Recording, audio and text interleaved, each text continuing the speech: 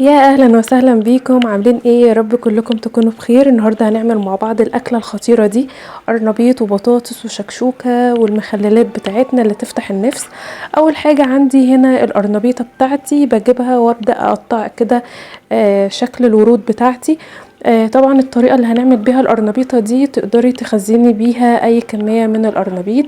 عندي هنا الميه بتاعتي حطيتها على النار، وحطيت كمان فيها معلقه ملح كده، وهبدأ اجهزها ان هي تبدأي كده تنزلي كل وردة ورا التانية لغاية اما الحلة تشيل الكمية بتاعتك، وتقلبيها طول ما انت واقفة على النار لغاية اما تستوي.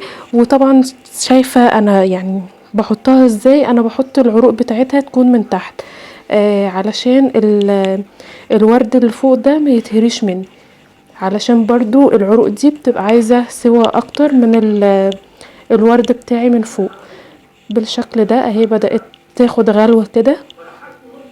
طول ما انت واقفة بتقلبيها بصي بطلعها واحطها في مية متلجة، علشان السخونية اللي فيها تبدأ تطلع منها.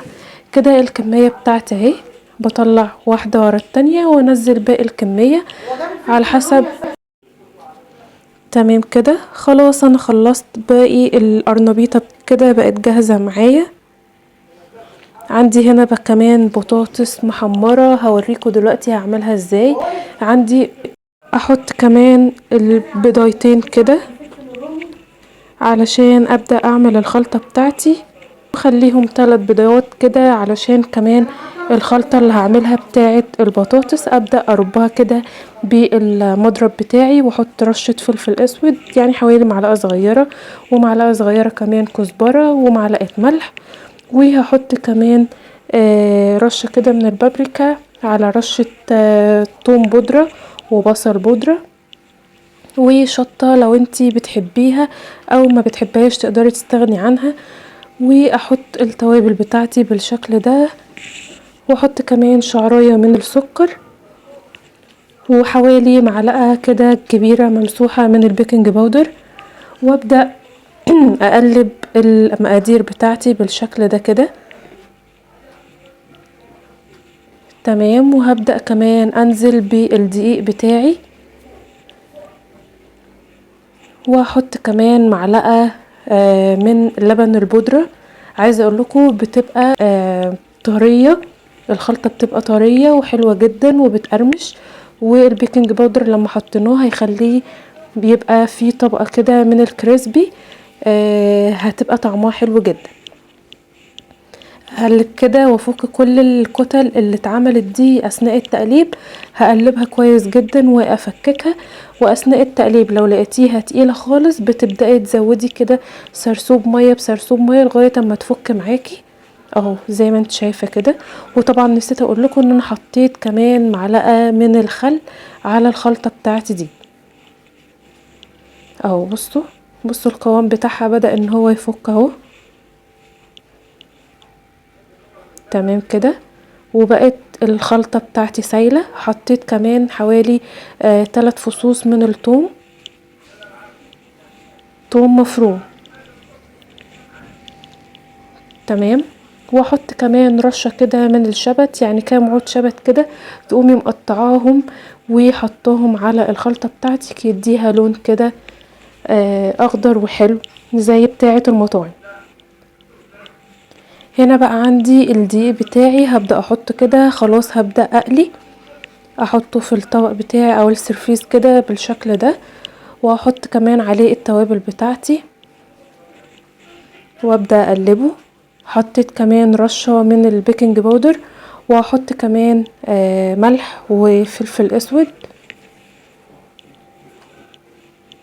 وكمان كمون، وحطيت كمان بيكنج باودر بالشكل ده، وابدا اقلب.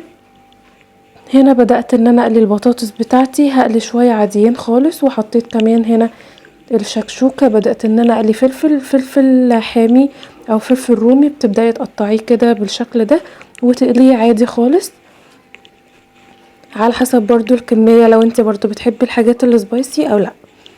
بصوا الفلفل بتاعي بدأ يتلون بالشكل ده، ابدأ اطلعه واصفيه وطبعا الزيت اللي عليه بيه الفلفل ده مش بستغنى عنه، هوريكم دلوقتي هستخدمه ازاي. اهو بنفس الزيت بتاع الفلفل نزلت بشوية طماطم، حوالي طماطميتين او 3 طماطميات مبشورين، نزلت بيهم على الزيت بتاعي. هبدأ بقى ان انا اسيبها شوية كده على النار، وهبدأ احط التوابل بتاعتي وشفشاق مية كده صغير. احط بقى الكمون بتاعي، واحط ملح، واحط رشة شطة، وشعرايه كده من السكر، هتديني تيست حلو كده، هتدوقوه هتتبسطوا بيه. تمام كده، اسيبها بقى تتسبك على النار وارجع للقرنبيط بتاعي مرة تانية. بصوا عندي القرنبيطة يعني وردية كبيرة، هبدأ بقى ان انا اصغرها، هوريكم هصغرها ازاي. بصوا بجيب السكينة بتاعتي وابدأ ان انا اقطع كده الورديات بتاعتي، واضغط بيها بايدي كده عليها علشان تكون يعني شاربة من التتبيلة، واعرف ان انا اقليها وتكون كريسبي عاملة زي البانيه، ما تكونش ليها كذا شكل، عاملة اشكال سداسية كده. وبرضو العروق دي او اللي هي العرق بتاع القرنبيطة بقلل منه على قد ما اقدر علشان ما تكونش حتت كبيرة. بصوا بضغط كده بايدي. عايزه اقول لكم حلاوه القرنبيط ده اما بيتاكل بقى وهو سخن ملهلب طالع من على النار، يتعمل بيه سندوتشات كده، بيكون خطير لابعد مدى. فانتي وانتي واقفه بتقلي لازم ان انتي تكوني سريعه، لو عايزه تشغلي حله او اتنين في اثناء القلي يكون افضل. لو عندك القلايه او الاير فراير هيكون سهل عليكي. في طريقه تانية ان شاء الله هعملها لكم للقرنبيط، هتكون سهله وجميله، يتعمل في الفرن كانه طاجن، بيكون خطير خطير خطير. كل ده ان شاء الله هنعمله مع بعض على القناه. بصوا هنا خلاص بدأت ان انا افكك القرنبيط بتاعي بالشكل ده. تمام اهو، واقطع العروق بتاعتي بالشكل ده كده، بتكون برضو فيها ناشفه كده عايزه تتقشر، عارفين زي القشره بتاعه الجزر، فهو بيكون محتاج ان هو يتقشر، فانا بقص حته منه او بقطع حته منه. دي الصلصه بتاعه الشكشوكه او الطماطم بتاعه الشكشوكه، بدأت انها تعمل بقبقه كده وتبدأ تاخد وتدي معايا. هرجع انزل فيها الفلفل مره تانية واقلبه كده تقليبه على النار، واول ما يبدأ يغلي هقوم قافله عليه ويكون جاهز معايا. بصوا بقى هنا بدأت كمان خدت شوية من البطاطس اللي هي الصوابع اللي انا كنت مقشراها ومقطعاها، حطيتها في الخلطة بتاعة القرنبيط دي، زي بتاعة مين، زي بتاعة الحاج وحيد اللي كله بيحب ان هو يروح يجربها. فانت تقدري تعمليها في البيت اهي بالشكل ده، سهلة جدا وحلوة خالص. عملت البطاطس بالطريقتين، الطريقة المعتادة بتاعتنا القلي العادي، والطريقة بتاعة القرنبيط اللي هي خلطة القرنبيط. والقرنبيط بتاعي بدأت برضو مشغلة عليه النار. عايزة اقول لكم يا ماما بتقليه احنا كنا عمالين نخطفه منها. عندي كمان هنا بتنجانة رومي قطعتها ورشتها كده برشة دقيق وبيكنج باودر، وقلتها على النار قبل ما اقلي القرنبيط. عايزه اقولك برضو الزيت بتاع القرنبيط بيكون يعني اخر حاجه ان انت تنتهي بيها، وفي البدايه تقدري تضيفي البطاطس او تحمري يعني البطاطس في الزيت، وكمان البتنجان، لان القرنبيط بيعمل رغاوي كده كتير زي ما انت شايفه. وبعد كذا قليه من القرنبيط بيكون خلاص الزيت ده اتعدم، مش هستخدمه تاني. هنا خلاص خلصت الوليمه بتاعتي. عايزه اقولك الطريقه دي تقدري تعمليها فطار او عشاء او غدا، بتكون دسمه وحلوه جدا. عندي هنا اللفت بتاعي كنا خللناه قبل كده، هنزل لكم طريقته في الصندوق الوصف. عندي كمان الشكشوكه الخطيره.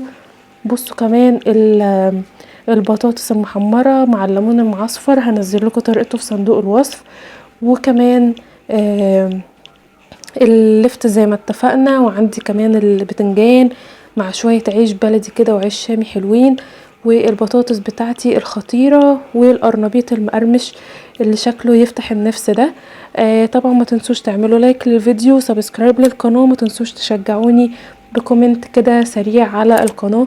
بصوا القرمشة، خليني كده ادوق واقول لكم الطعامة دي تحفة، جربوه بالطريقة، ما تنسوش تقولوا لي رأيكم ايه في التعليقات. وشكرا ليكم على حسن المتابعة، استنوني الفيديو اللي جاي.